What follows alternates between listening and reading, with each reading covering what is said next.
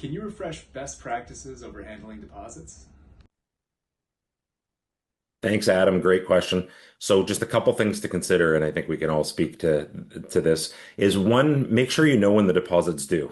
So as we know, the contract talks about a deposit being due within 24 hours of acceptance, unless it's agreed otherwise in writing. So if you don't put within 24 hours of subject removal or upon subject removal, that deposit was actually due a while back. So keep that in mind.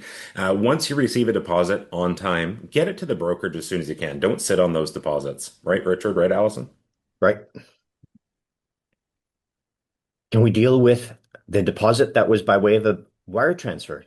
That Yeah. needs to be in the contract. If you're going to do something other than the bank draft, um, plan accordingly within the contract, and wire transfers take a little more time to actually get to us.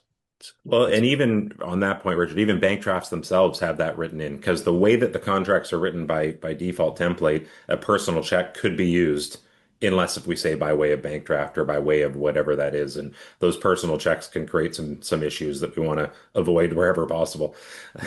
Yeah, there's lots of great ways to get a deposit into the office, and like these fine gentlemen said, make sure it's clear and concise how it's going to be put into our account. Yeah. Something else to look at is what happens when a deposit is late. There's some ramifications there for the buyer and the seller. Right. So we'll need a late deposit form signed. And know when you go asking for the late deposit form, the seller could say, sorry, we're moving on to the next guy. We had one in backup. You're in default. We don't have to proceed. And so it's not always ideal having to go ask cap in hand for your late deposit form.